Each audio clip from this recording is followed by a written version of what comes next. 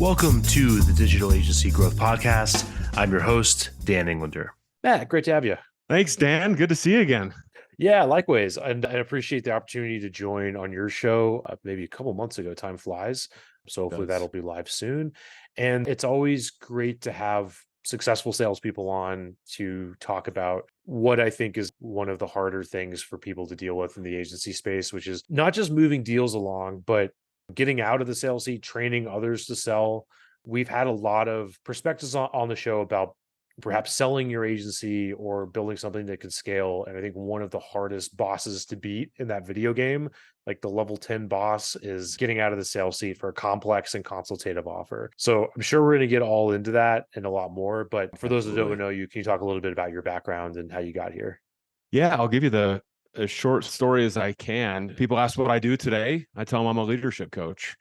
And I also will add in that we work on, within that space, the one true differentiator, and it's what we call mental toughness. It's the mindset piece, right? And going back, how I kind of got to this point, why I talk so much about leadership and the mental side of things is I played baseball. I was very fortunate to play Division I college baseball. I played professionally overseas for a little bit. And one thing that I realized playing athletics is that the mental side is truly, while I didn't understand it at the time, Dan, the most important part, right? So are we showing up with confidence? Are we staying focused? Are we willing to do the extra work? Are we being consistent in how we approach things? Do we have that emotional control within that sport? And I found that everything that we deal with in an agency, as an owner, in sales, in finance, I mean, you name it, as parents, it all comes back to that mental side, right? Of how do we have and incorporate those elements. So after my baseball career was done, I went into the corporate world, and I always joke of like, don't judge me when I say this, but I started my career in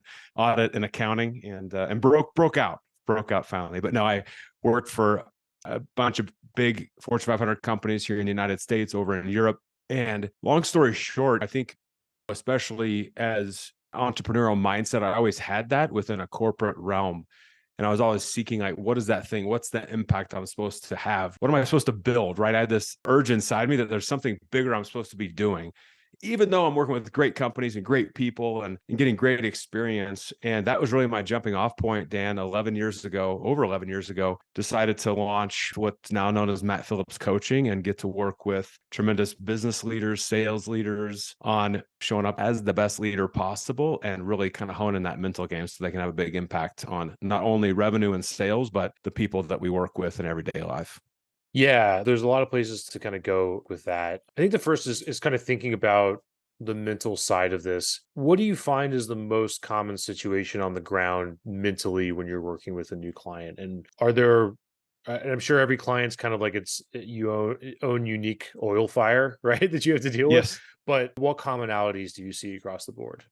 Well, and it's interesting. I always take a step back because when I talk to people about the mental side, right, people are like, "Ooh, I want that," right? I want to be mentally tough. And you look at all these great athletes and great business leaders, and like they just have this mindset that's rock solid, right? They're resilient. They have it, and it kind of, I joke in speeches that I give that I'm kind of like, well, what does that mean though?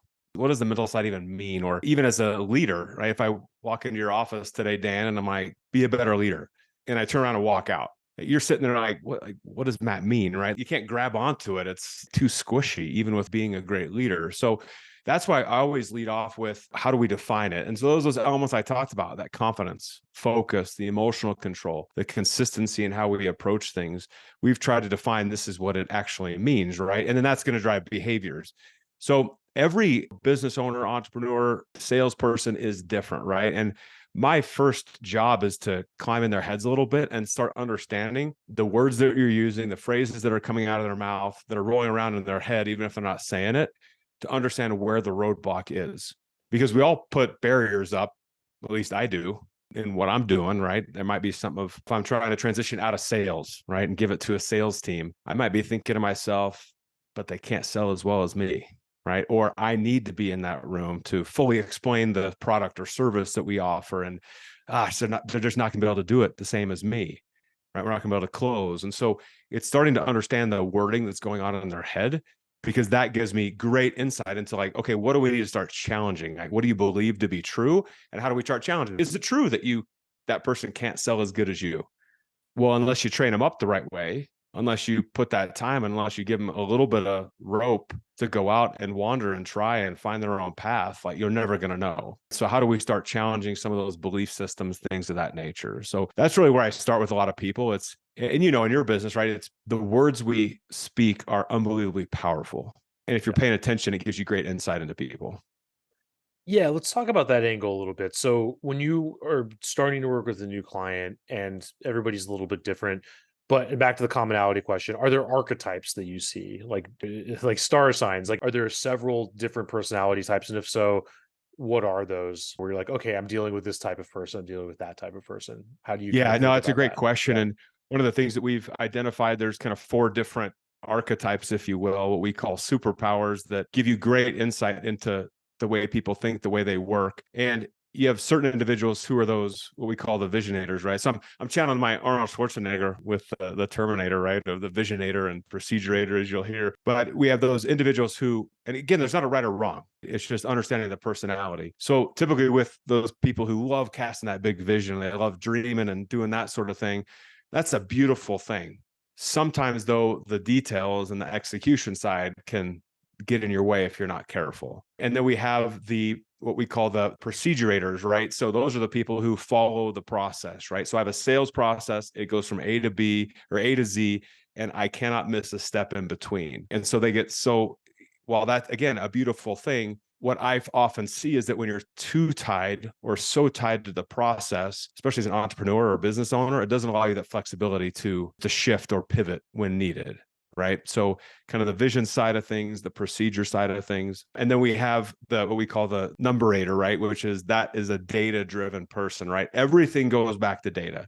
So I'll pick on sales for a little bit, but how many calls did you make? How many in-person visits? I mean, it's always back to data, right? Which again, I love, Dan, because old boss used to tell me you can't argue the facts. And so I love that side of it, right? Where it's like going back to data and thinking about some of those things. But again, as with everything, there's a yin and yang, good and bad. And if you're too focused on the data, again, you can lose sight of the vision sometimes, right? And think bigger picture of like, where are we going and how does this fit in? And then finally, it's what we call the heartinator. So it's that person who leads with heart, right? So it's about people first. They'll sacrifice almost everything to make sure people feel good and feel part of something. And all those 4 kind of archetypes you go through, that leading with the heart, the vision, the numbers, and the process, the kind of that procedure side of things, all amazing things. But that's what I'm paying attention for with that language of like, okay, who is this person and what's the good that comes from that? And what are the things that are initially, it could be roadblocks for them and hinder their growth, hinder their performance.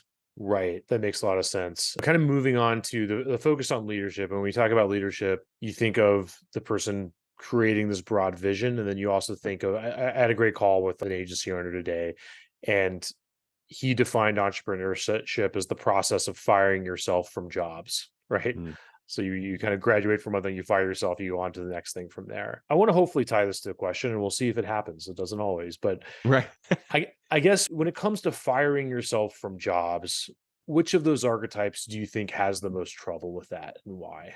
It really depends on the person, depends on like what they're fighting. Again, those kind of internal beliefs that they're going through, right? So when we're talking about someone who leads with that heart, their biggest concern is going to be trust. Like, do I trust these people? Do I know them well enough to allow them to take over this topic, right? Or this task that I'm performing? And if I'm focused on too much on the data side of things, that I might care too much about it, where if they're not meeting expectations, even if they're communicated or not, that I have kind of a very, very short leash. In my business, I partner with a lot of people who do a lot of marketing stuff for us, right? So run Facebook ads, run LinkedIn ads, things of that nature. And I remember, because I'm a very heart-driven person, right? So I'm kind of this combination of I lead with my heart and I also lead with vision. And I'm trying to paint this amazing picture. This is where we're going, and oh my gosh, be part of it, and let's rock and roll. And with a lot of my stuff, I get caught up in if they have a slightly different vision than I do, based on their expertise and whether they can drive things, that often I find myself pausing. And I'm doing this right now with a new organization that we're working with. And I'm kind of hesitating a little bit because their vision is slightly different than mine. And so I'm having to take my vision and their vision and expertise and marry them up and make sure that, oh, we're still achieving what I have in my head. It's just I've got to understand that they're the experts in doing this. And I've got to stop trying to impose my will on some vision that may or may not happen.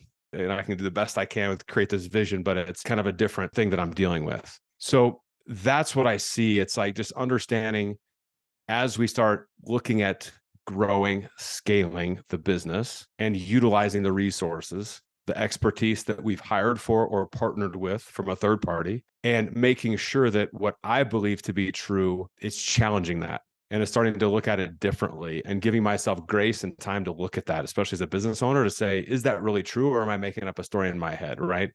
Again, can they sell as well as I can? Can they make my ads more efficient? Can I, using your software, Dan, that you and your team talk about, can we really utilize this? Is this really going to crack the code, if you will? Or do I have some belief I'm carrying with me from the past that, oh, it hasn't worked before, so I'm not willing to try this going forward? To those archetypes really, really shift how we look at that.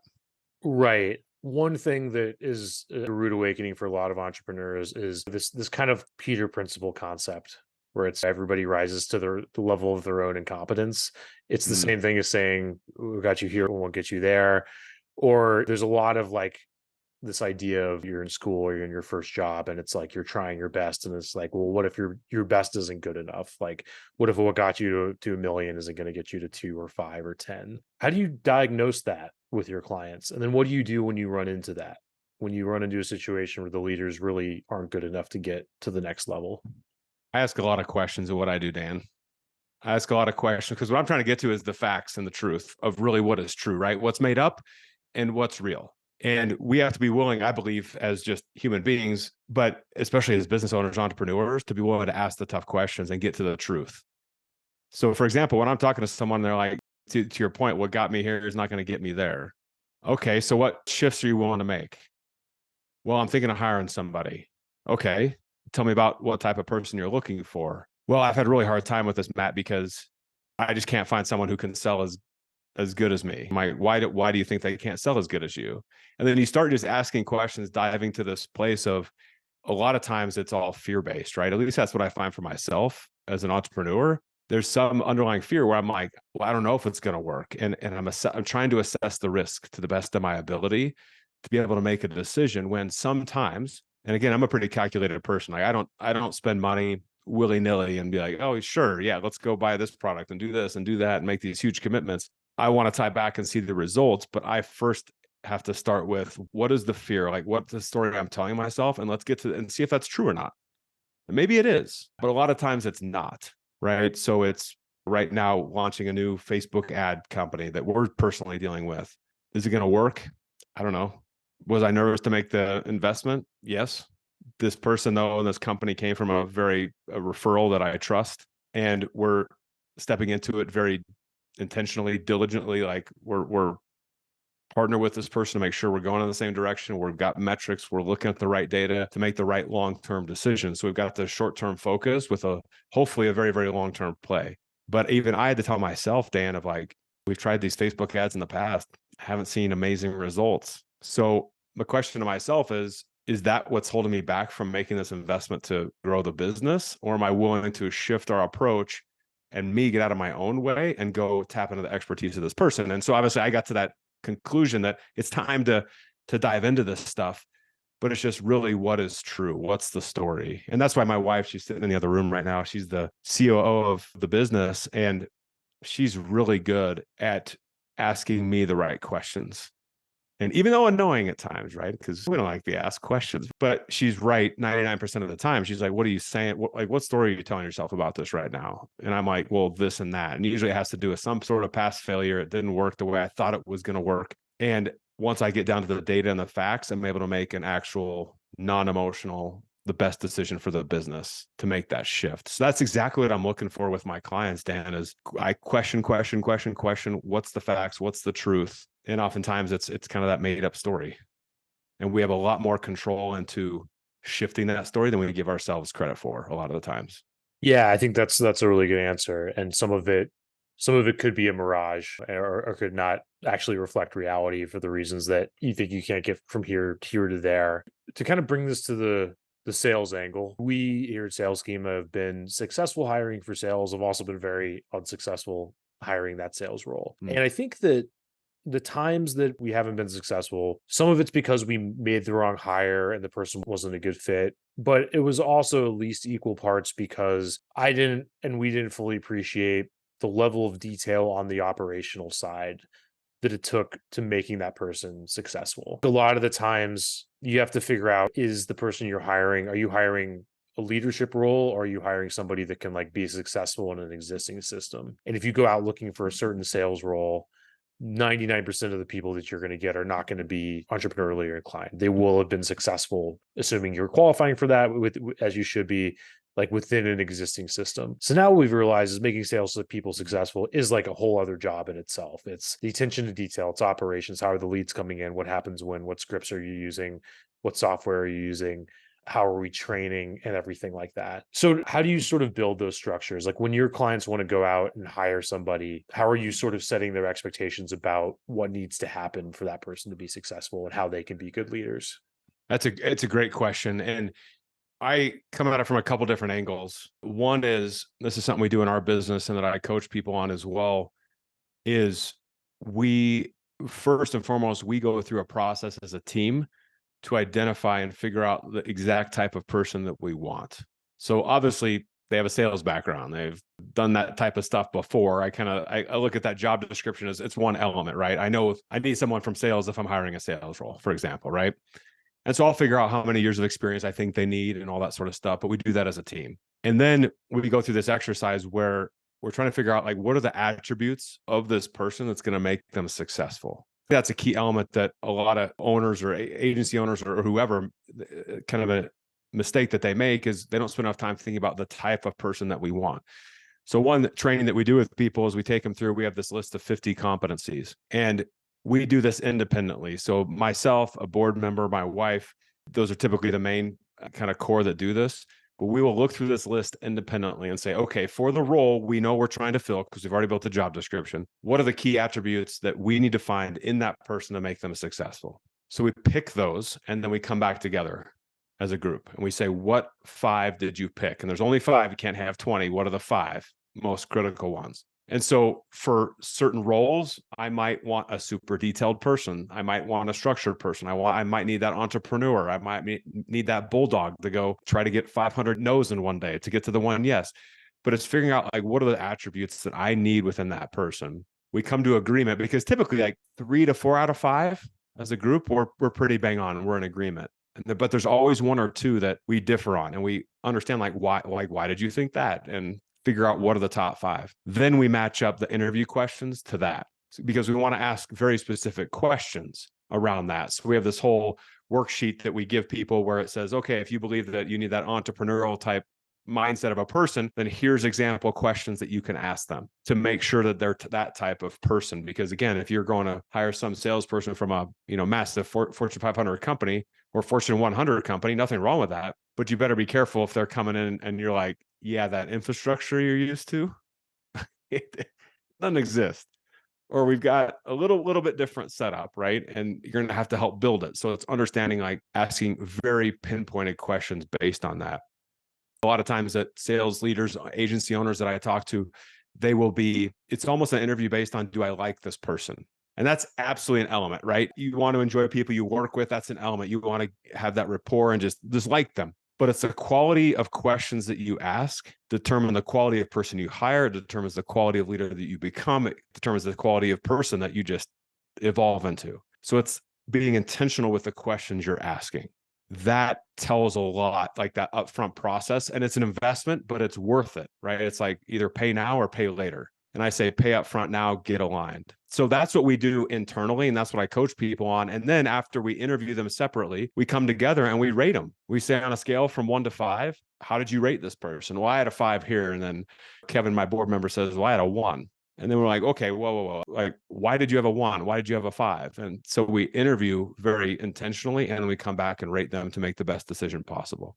Yeah, I think that's really good, and not just to compare this to other methods or anything, because I'm sure there's a Right. lot of advantages the way you do it, but it reminds me of like the Who method and others where it's focused, it's direct, it's not BS. Because I think that one of the it just reminds me of like one of the most interesting sections of the Who method is they talk about all the BS interview techniques that we've all experienced on one side of the table or the other, where it's the gotcha guy, the guy that's going to ask really weird questions. How many windows are there in Manhattan or whatever, just to see, and then there's the person that just sort of has pleasantries for 30 minutes Yeah, and doesn't go anywhere. exactly. And then there's a few more like that. So that's really important, is that you're putting in the work and putting in the prep to be deliberate. Yes. Yeah. Well, I think that's the biggest thing for owners and entrepreneurs, right? And this is what I see in big corporations, small corporations, doesn't matter. We don't spend enough time just thinking about leadership. We don't spend enough time on these important things. And I believe it's our responsibility to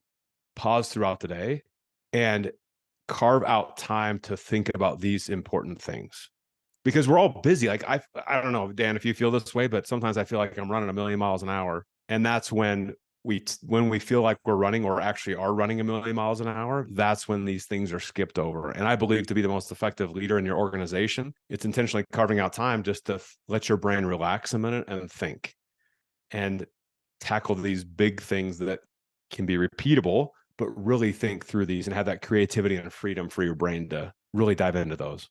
Yeah, it's interesting because when I think about leadership, it's harder to pin down. I guess there's the sort of stereotype of leadership where you're storming a castle or having a really hard conversation or something like that, which obviously comes up. But if on a day-to-day working level, if I'm sitting down to do work, I find that harder to figure out if I'm exercising leadership. The thing that I find to be easier to identify is like leverage. Am I performing a task that is leveraged, or is it not? Like if I'm creating a piece of content that I know is going to get seen like this by hundreds of maybe thousands of people, that has more leverage than if I'm writing an email to a single prospect or client or something like that. So that becomes easier to identify. I guess maybe let's talk about that a little bit. How do you feel like leverage interplays with leadership? Are those same things, different things? What are your thoughts on that? Yeah, I agree. It's a couple thoughts on it. One is time is everything, first of all, right? One thing I'm a big believer in that I was taught by one of my coaches actually is this concept of ROT, right? So we're used to in business thinking about ROI. So I'm spending $1, how many dollars am I getting back, right? What's my return on investment? When the actual measure is really return on time. At least that's my perspective, right? So ROT becomes critical in everything I'm doing as a entrepreneur owner in our personal lives. It's time is everything. That's the one thing we can't get back. And we all read those books and read the articles of like, there's money is not a finite resource. They can print money every single day. The US government prints money every single day, right? And so that's not a finite resource. Time is our finite resource. So it all comes down to us analyzing like where are our leverage points as far as where we're spending our time, what's the ROT on that, and then we have to double down on that and look at that on a consistent basis. Oftentimes, though, it goes back to that time. Like, am I taking time to look for those leverage points, to brainstorm where there maybe I have a blind spot where I'm not seeing something? Am I carving out time to think about where constraints lie in the business? That's something we talk about all the time. Where are the choke points? You can talk about it a bunch of different ways, but ultimately, where are the constraints? And then how do I remove those constraints?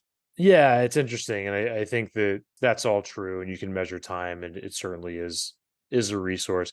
One mindset that I've had is kind of a subtle difference on time, and this is partially influenced by books like The Big Leap, I think talks about this by Gay Hendricks, which is the idea of time as not just a resource, but it's more like you are time. It's like it's different. It's not like gold or oil or something, because you are essentially time, and you really can time travel, right? And that time moves Yes. differently depending on what you're doing, right? Like time sitting on a tarmac on an airplane is different than time doing creative work. It's different than time on a sales call. It's different than time having a painful surgery, right? So Yes. Yes. I actually had another conversation with a successful agency owner that essentially today had cashed out and had a year and a half doing whatever he wanted, and it was great, and then wanted to get back to doing things again, and is now starting a consultancy and getting back to work, right? So yeah, another issue bringing this to a question, but how do you feel about that? I agree 100%. My philosophy is I got into this business for a reason. Every agency owner, every entrepreneur gets in a business for a reason, right? And the way I look at my business and what I do and how I do it and when we do it is all based on I'm very, very clear first and foremost on why I'm doing this and the vision I'm casting for not only the business, but my personal life. And it's getting clear on what is that? Where am I trying to go? What am I trying to do? What experiences am I trying to create? And then building your business and life around that. And I talked to a lot of people about we always prioritize. It's funny, my business coach, Because one thing I practice what I preach, right? I'm a coach to a lot of people, but I've got two coaches that I use. And I believe in like perspective. And sometimes, well, pretty much every time I don't have that for myself, right? So I need some third party who doesn't have skin in the game to give me that perspective that I need. But it's interesting because one of my coaches, we start every call with why I'm doing this and what I'm trying to create with everything that I'm doing. And once I align to that, then every decision that I make off of that is in complete alignment. I'm not saying it's easy. I'm not saying it happens overnight, but I'm saying it's in alignment with where I want to go on the vision I'm trying to create for my personal life and my professional life. So we start every call. I, again, played baseball overseas. We lived in Zurich, Switzerland for 3 years when I was in the corporate world. And one of the big drivers of my business is I want to be able to work anywhere in the world for 6 months at a time. So we can go live in Switzerland if we want to and work from there. So everything I have to do has to be focused on how do I scale my business in a way that allows me the freedom over the long term to do that and achieve that goal. Now we've got 3 kids, 2 in high school, 1 in 6th grade right now, Dan. Right. So for us to take off at 6 months at a time, probably not something we're going to do right now. Yet I'm building everything with that vision in mind. Right. So we can even now in a short term take off for a summer and go do that kind of more micro than the 6 months at a time, but achieve those sorts of goals. So whenever I come up against, again, back to that leverage point, removing constraints, where I'm spending time, that's my bouncing off point of like, I'm always going back to that and being like, is this a good use of my time to achieve that? And that for me is really helpful in just kind of cutting some of the BS of what I think I should be doing versus what is actually working versus what I want to do and what's the best use of my skill set and time and things of that nature. When talking to people, it's especially salespeople, it's like, well, like, why'd you get into this business? Like, or why are you in sales? To make a lot of money. To what end? Like, why? That's nice. You have a big bank account. Is that what you want? Like, and that's cool if you do. Is that why you're doing this? Let's get very, very clear on like what the motivation is behind the business, behind the role, behind like what you're doing every day. Because once you understand that, I believe everything shifts. You don't have time for the silly stuff that we deal with every day. It's kind of like, no, if I'm going to achieve that, like we got to go. And here's what shifts we need to make.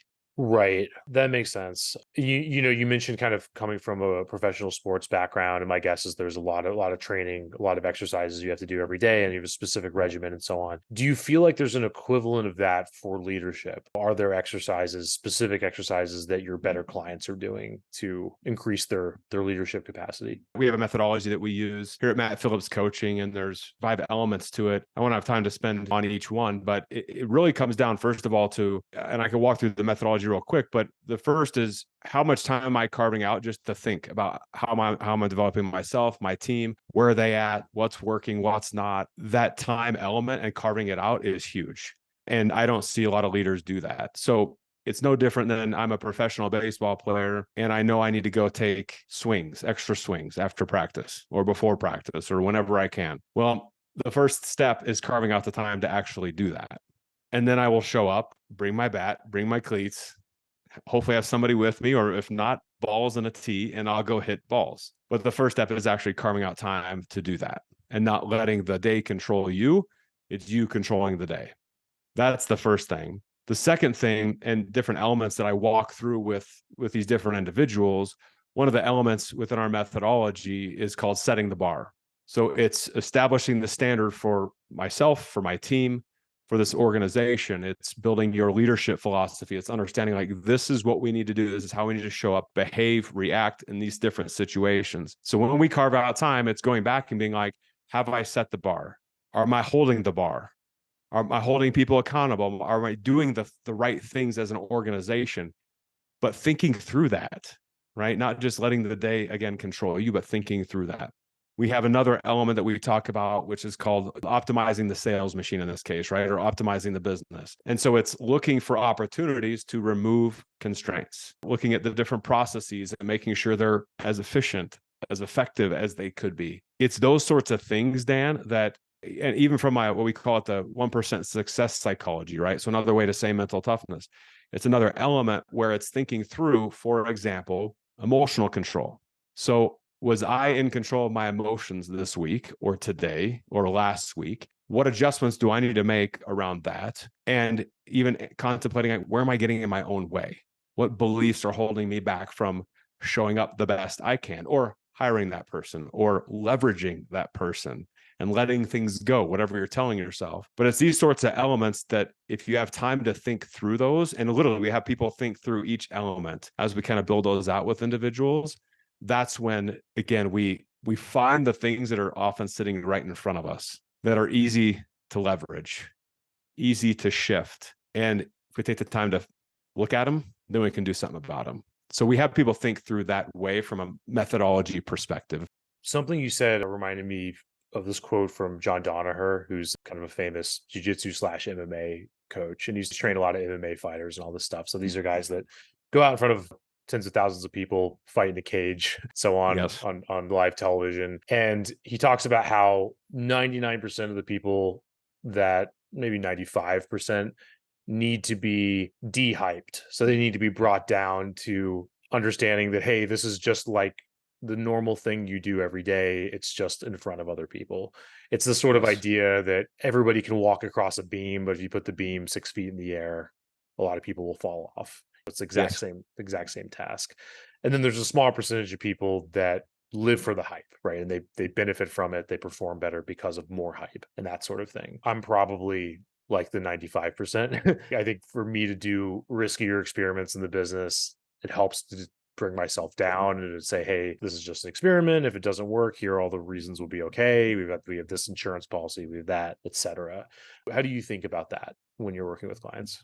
I agree. It comes down to when you study the greats, right? They have this, I don't want to call it a neutral mindset, but kind of they understand when they're too high and understand when they're too low. And it's getting back to that place of neutrality a little bit, right? So am I prepared? Have I done the right things? Are we positioning ourselves for success? Do I know why I'm doing this? And it's getting like refocused on back to the things that you can control in those situations. So oftentimes, like when we're too hyped, we're trying to do too much too fast, right? So when I moved to Europe to play professional baseball, I'll tell you that first probably 3 weeks, I was not in a good spot mentally because I showed up and I didn't notice at the time, but I found out they were the worst team in the first half of the season. So I showed up kind of, I don't know, almost halfway through the season just because of other commitments, stuff like that. And I'm like, oh my gosh, like you have to be kidding me. And so my sense of urgency like went up, the pressure I put on myself went up, that hype level went up, and it did not serve me well. So I was trying to do too many things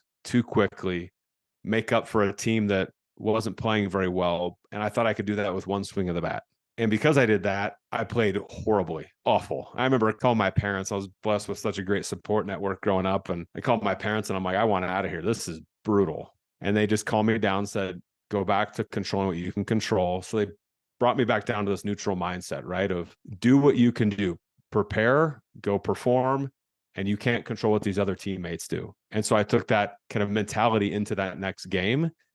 And I remember specifically when I went to that next game, I ended up hitting this double off the wall in right field. I mean, I came out with this fire and passion because I was back to myself again, that kind of neutral place. And so I 100% agree, whether you're too hyped or not. I think some people get, with hype comes pressure, honestly. And then when you're too low, you got to be careful with that too, because then it's like you just don't care. And you're just kind of going through the motions, and it's getting back to like, no, I actually care. So I'm going to prepare.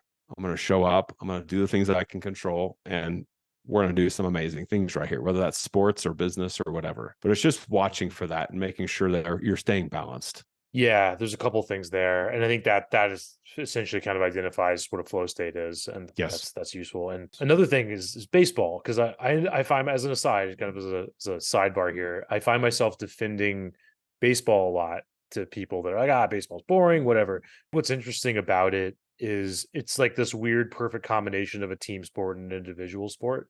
And because, as you know, like there's a reason that they don't have a baseball coach, it's a baseball manager, right? Like in a company, you'd have a manager, and it's because you have essentially have individuals that are performing kind of as a team, but also they only have control over what happens in their territory, in their field. It's not like a basketball team where it's completely kinetic and so on. Yes. Yeah. Yes. Well, yeah, baseball is a fascinating game because, to your point, you're heavily dependent as a team on the performance of individuals. And you could make the best pitch in the world that's hit to your shortstop, and he makes an error, and all of a sudden doesn't go the way you want.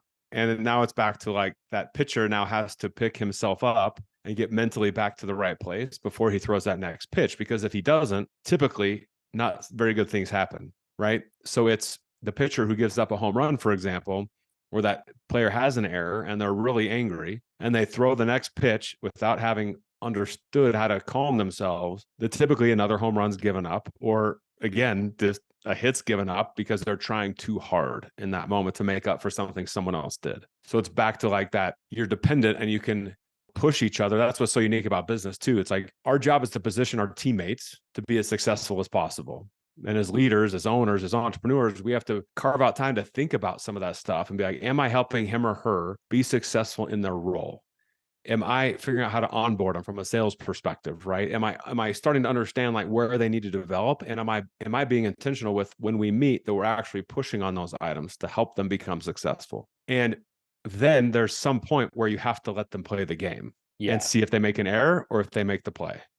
Yeah, and I know like we all overuse sports metaphors and stuff, but I do think baseball is kind of a better metaphor for running a company because if it was basketball or something like that or football, you could actually affect the way people play the game in real time and you could say go set a pick, go for this, tackle this person, whatever. It's more there's more of this real-time feedback loop. But Yes. with baseball, the managers can essentially just sort of take people in and take people out. And then behind the scenes, once the game's not going on, they can coach maybe. I'm telling you things that you know a lot more about, but but No, you're it right. seems You're right though. it seems more reflective, yeah, of real Yeah, life. and to your point, as a business owner, right, when you're in that management position, you look at any sport, right, but especially again baseball, and you look at it, and they're taking calculated risks. So these managers are trying to constantly look at where is my risk and how do I mitigate it, right, or how do I look for a weakness of my competitor to expose that. And so there's certain times they'll call up a certain batter, certain times they'll bring in another pitcher, and they're always constantly look at like what adjustments do we need to make. And the thing you learn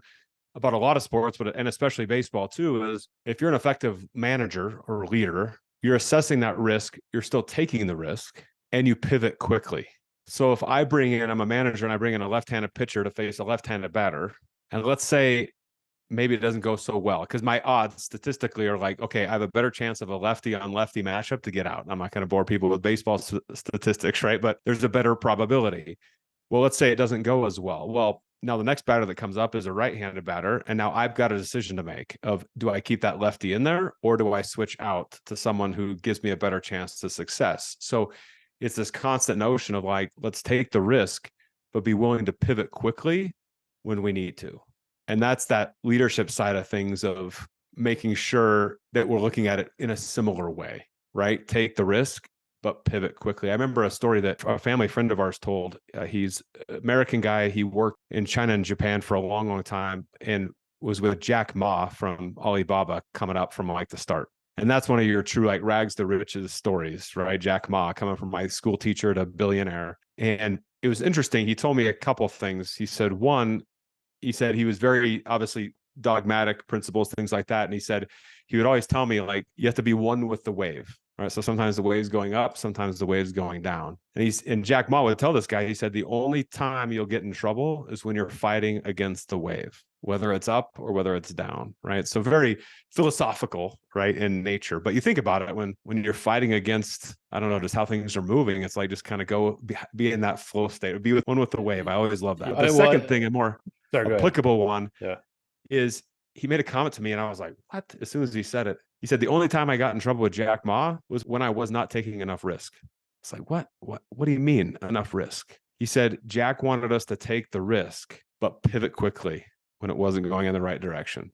And I always love that because that's as entrepreneurs, as owners of like, take the calculated risk, but just be ready to pivot quickly and pivot when you need to. It seems like such a small thing, but it takes kind of the scary factor a little bit out of it, knowing that I can set things up in a way that allows me the flexibility to pivot when necessary.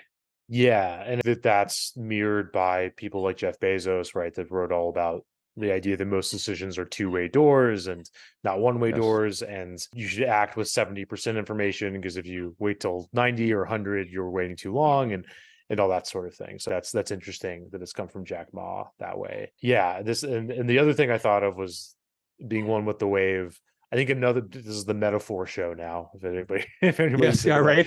But I've heard it. The idea is like a kayaker. Like you're thinking about what a kayaker does. They're not fighting the water, but they're also not just sitting there passively, right? So it's It's that fine line as always. This has been so much fun. Where can people go to check out your work? I appreciate you having me, first of all, Dan. But you can go over to the website, mattphillipscoaching.com. We have a sales leader superpowers. We talked way at the beginning of those, kind of visionator and procedurator. And again, I'm a big believer in gaining insight into how you show up is unbelievably impactful, because once you understand yourself, it helps you get insight into others that you may be working with, that you may be employing. But you can head over to mattphillipscoaching.com/quiz. And then just, I'm a big LinkedIn guy. So, head over to Matt Phillips 15 on LinkedIn and connect with me there. And I'm like you, Dan, we're just out trying to make a difference in the world and help people. And you have your kind of niche and your lane you're playing with and messing around with, and so am I. And so however I can help any of your listeners to kind of help have their impact as well, yeah, just ping me a message. We'll connect. Awesome. Thank you, sir. And we'll get all that linked up and hope to do it again soon. Appreciate it. Thanks, Dan.